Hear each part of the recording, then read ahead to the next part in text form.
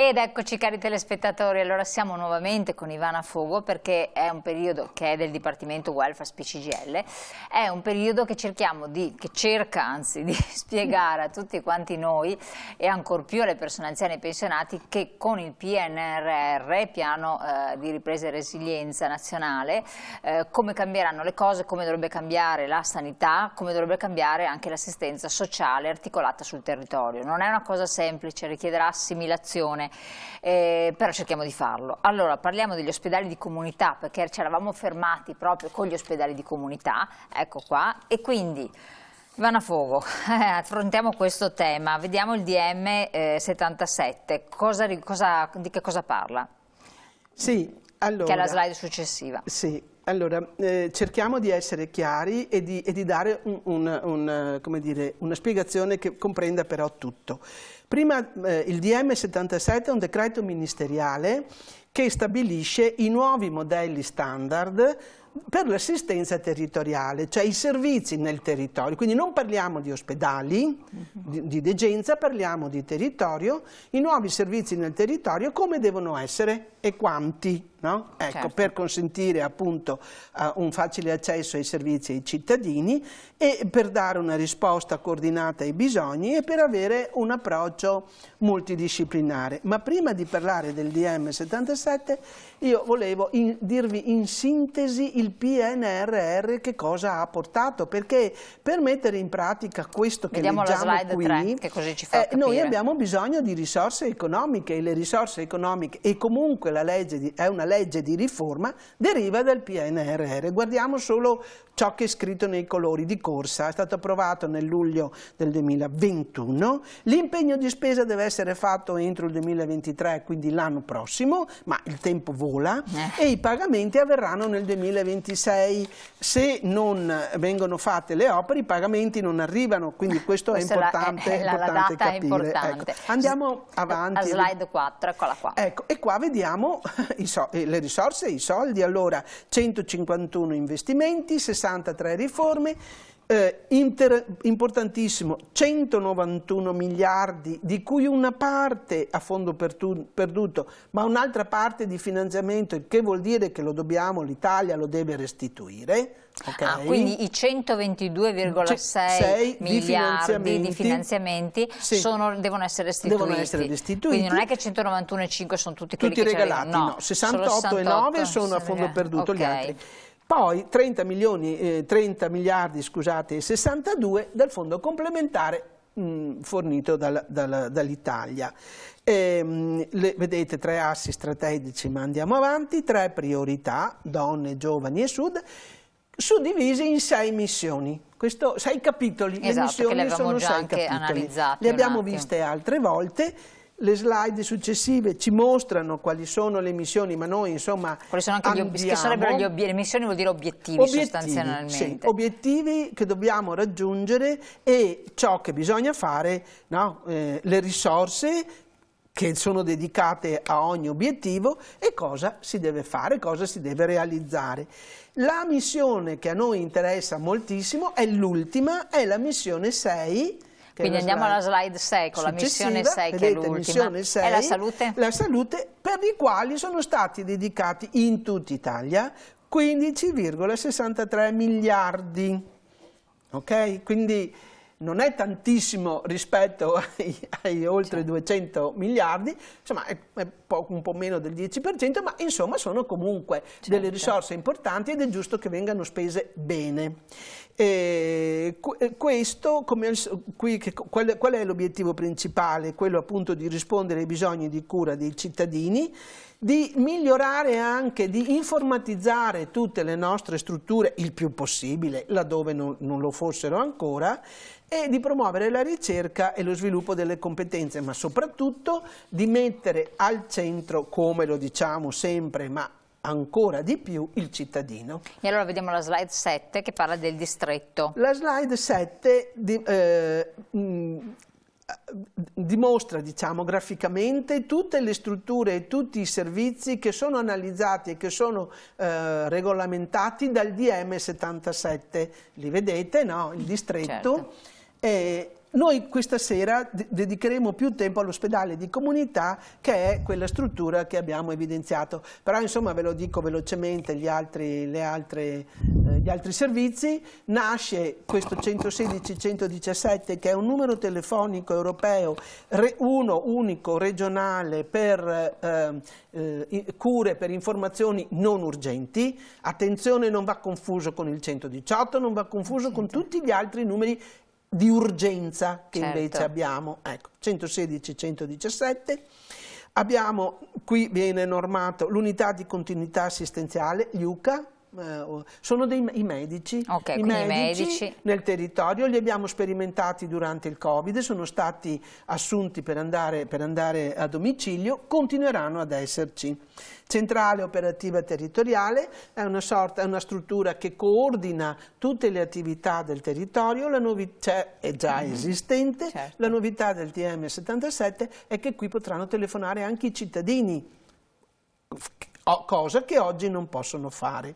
L'infermiere di famiglia e di comunità, cioè avremo un numero consistente di infermieri che devono però essere assunti. Infatti ancora non bisogna vedere come li troveranno. Altro passaggio che mi sono dimenticata di dire prima, quelle risorse sono del PNRR, sono dedicate alle strutture, non al personale. Non al personale, perciò tutte le strutture che noi adesso incontriamo dovranno avere un finanziamento a parte per quel che riguarda le risorse umane. Ma ad esempio, qua dopo vediamo le varie diramazioni, no? Che sono quelle anche più interessanti, perché c'è l'ospedale di comunità, che è quello che adesso analizzeremo oggi più a fondo. Esatto, ma per esempio l'assistenza domiciliare, che può finire con l'hospice nei casi più gravi, oppure assistenza domiciliare a casa o in una RSA. Questa assistenza domiciliare deve essere ancora finanziata? No, l'assistenza domiciliare c'è già, l'assistenza domiciliare integrata quindi verrà soltanto coordinata. Esiste già, ma entra dentro, verrà di sicuro ampliata, quindi serviranno maggiori risorse umane, ma entra in stretto contatto, in stretto collegamento con tutti i servizi. Perfetto. Ok? Come le RSA e gli hospice esistono già, non è mica tutto. No, pensavo che ci fossero dei finanziamenti anche per integrare l'assistenza domiciliare, invece no. Allora, poi le case di comunità, abbiamo detto, le abbiamo viste in un incontro che abbiamo fatto in un'altra occasione. Le case di comunità saranno la porta di ingresso del Servizio Sanitario Nazionale, quello che oggi sono i medici di base. Lì dentro ci saranno i medici di base, però il referente principale l'avevamo già visto, possono essere hub o SPOC, le hub resteranno aperte H24 7 giorni su 7, quindi noi potremo recarci lì in qualsiasi momento, quelle SPOC invece H12 con orario soprattutto diurno. Ora entriamo davvero dentro nell'ospedale di comunità. L'ospedale di comunità è una struttura intermedia, noi di strutture intermedie ne abbiamo già sentito parlare qui nella nostra regione, sono di 3 tipi, abbiamo l'ospedale di comunità appunto, abbiamo l'URT è un nome tremendo, unità riabilitativa territoriale, cioè sono delle strutture residenziali dedicate solo alla riabilitazione. Abbiamo l'hospice che, come sapete, è un luogo insomma, nel quale di sollievo. Ecco.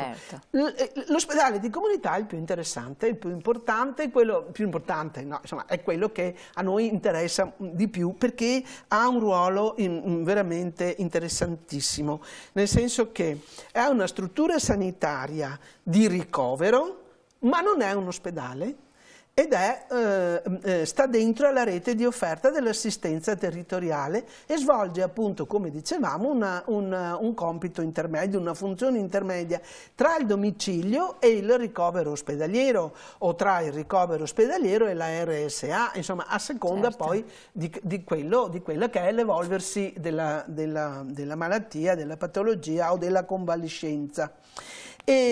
Ha la finalità di evitare gli ingressi impropri, i ricoveri impropri in ospedale, quindi insomma è un bel respiro di sollievo diciamo per le strutture ospedaliere. Un filtro praticamente. È un filtro, ma è un filtro anche per le famiglie, nel senso che c'è un luogo nel quale sicuramente si può portare un parente, insomma una persona che ha bisogno, che magari potrebbe essere curato a domicilio, ma per le peculiarità, perché vive da solo, e ha bisogno di un'assistenza continuativa, un po' esperta, banalmente un infermiere, un OSER, ecco che l'ospedale di comunità è il luogo migliore.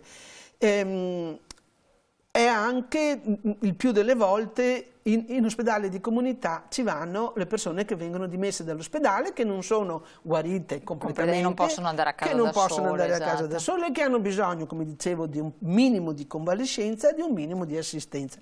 Quindi sono un filtro fondamentale, cioè Certo. abbiamo bisogno di questi luoghi. Contemporaneamente però danno anche un'assistenza sanitaria, perché abbiamo medici e talvolta anche specialisti che lavorano nell'ospedale di comunità.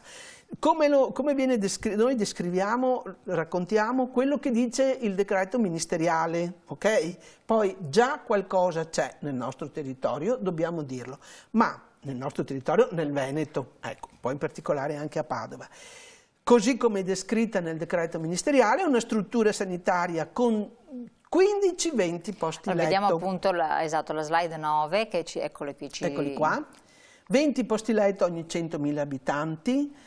Possiamo avere delle strutture, dopo vedremo dove possono essere collocate, ma come dire, ci possono anche essere strutture che hanno 2 moduli da 20 posti letto, ma non di più. Chiaro. Non può diventare, ecco, e ogni 100.000 abitanti, e è ben descritto, questa è una cosa che abbiamo messo in evidenza, 0,2 posti letto per 1.000 abitanti. Il che significa lo 0,2 per 1000, il che sarebbero significa in Veneto 971 esatto, posti perché letto. se noi prendiamo lì i 4 milioni e 800, adesso non mi ricordo insomma esattamente, i 4 milioni e 854 mila mi pare siano, che sono gli abitanti del Veneto, e li dividiamo e facciamo l'operazione dello 0,2 per 1000, viene fuori 970 posti letto. Quindi noi in tutta la regione del Veneto abbiamo diritto a 970 posti letto. Perfetto. Rispetto a quello che dice il DM 77. Poi un po' più avanti vi farò vedere, perché questo è un dato, ricordiamocelo, è 970 posti letto. È una struttura dove si devono fare ricoveri brevi, non più di 30 giorni, perché è una struttura che deve essere flessibile. Certo. In entrata, ma anche in uscita, non è un RSA. Okay? Quindi poi ci possono andare anche persone giovani che sono state dimesse. Quindi 7-9 infermieri, un coordinatore infermieristico. Lì c'era tutta la dotazione. Chi ci va? Abbiamo detto pazienti fragili o cronici, pazienti affetti da multimobilità provenienti da un ricovero ospedaliero, pazienti con assistenza, che hanno bisogno di assistenza per la somministrazione di farmaci particolari, per cui c'è bisogno di un controllo costante, e pazienti che hanno bisogno anche di un supporto tecnico riabilitativo. Guardate, il paziente tipico è sempre la persona anziana che cade, si frattura il femore, resta in ospedale 8 giorni, fanno l'intervento, lo rimettono in piedi, perché è vero che lo rimettono in piedi, poi che lo rimettano in piedi e che sappia camminare, questo è un altro paio di maniche, e questo è il posto giusto, perché dà un sollievo alla famiglia che si trova improvvisamente, e dà naturalmente anche un'assistenza importante al paziente. Dove sono vari i posti dove insomma possono essere collocati, no?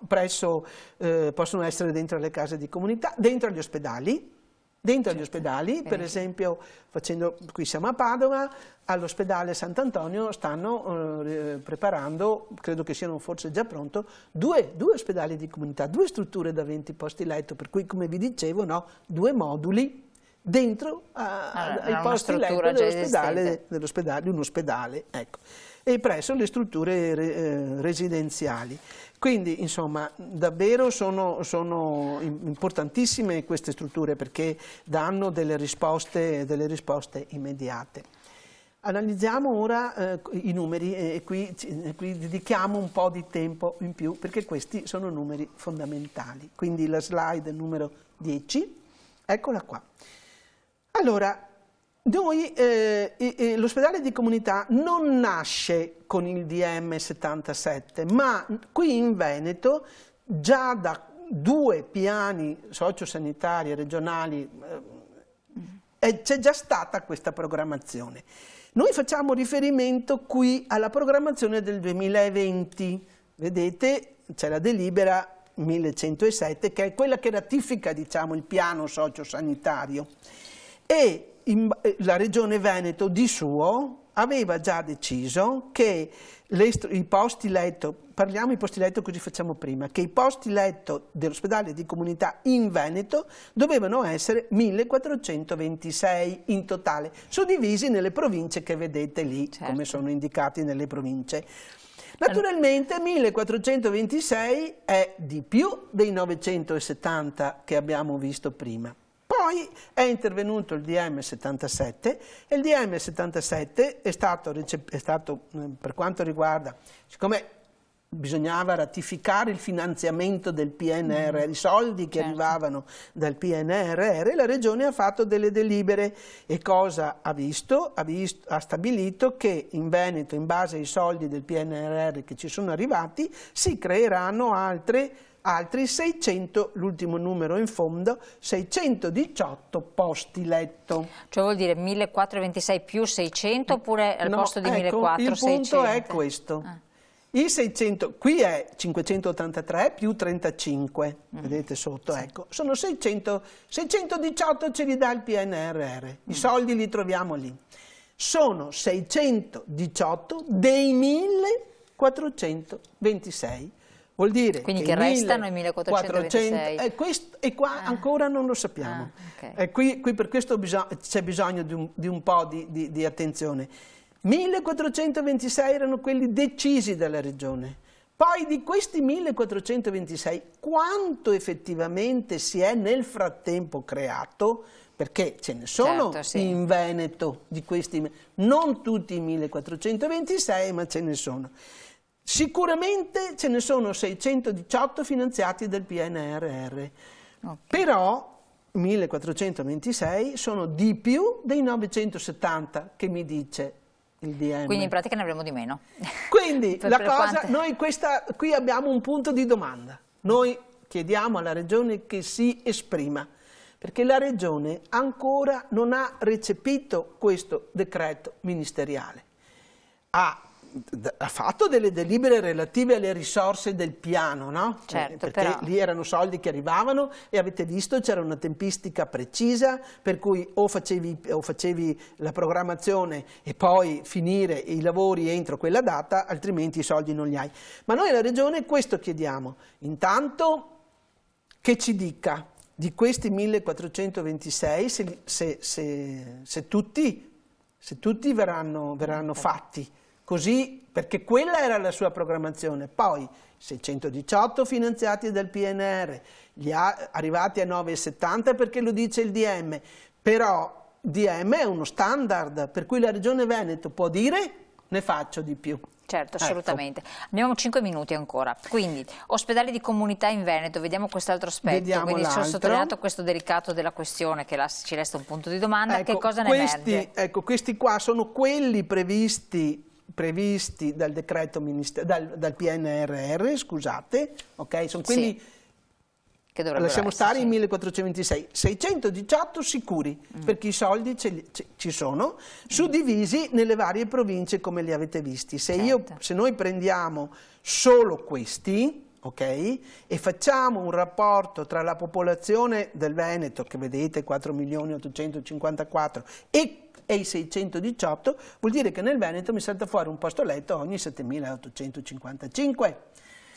il che non è possibile, è molto poco, per questo noi diciamo non è possibile che ci siano solo questi, che sono importanti e finanziati, ma non bastano. Noi chiediamo alla Regione che faccia lo sforzo di arrivare ai 1426 che tra le altre cose aveva programmato già lei nel 2020 proprio per l'importanza e la tipologia di questa struttura che vi dicevo. L'ospedale di comunità è una struttura importantissima che serve da filtro, da polmone per gli ospedali, per il paziente, per i familiari, per dare risposte flessibili, per il paziente che viene fuori dall'ospedale e che magari non torna a domicilio oppure transita a domicilio, oppure in preparazione di andare in RSA, oppure in qualsiasi, perché non ci vanno soprattutto gli anziani, ma ci vanno anche i portatori di handicap. Certo, cioè, è una struttura fondamentale nel percorso terapeutico assistenziale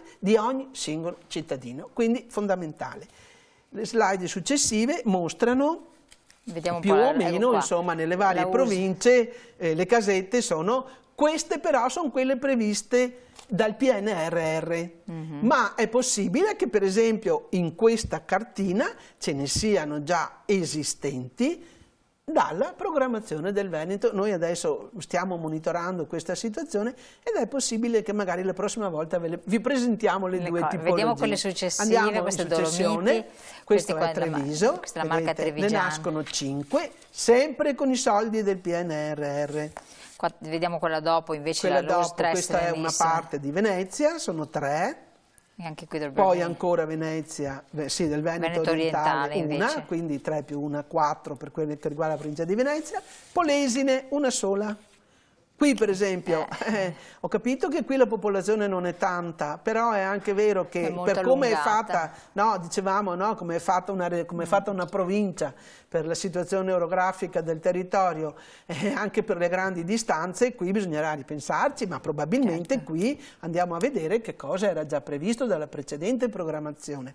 Andiamo Vediamo avanti. le Luz Lugane invece. Le Lugane, vedete, una per zona, sono 3, sì. Alta, Bassa e Centro. Però noi ne abbiamo delle altre, cioè in provincia di Padova ce ne sono delle altre. Ecco. No, allora, non c'è scritto da nessuna parte, né che è in aggiunto né che viene tolto. Allora, se non c'è scritto, noi ci pensiamo bene che sia impossibile che vengano... Nulla è impossibile. Sì, questo è vero, però questo è l'impegno che noi abbiamo e che noi chiediamo alla Regione. Certo, la Regione in questo deve fare chiarezza. Questa, dopo le 6, andiamo avanti. Che c'è la Pedemontana, invece la 3. Eccola qua.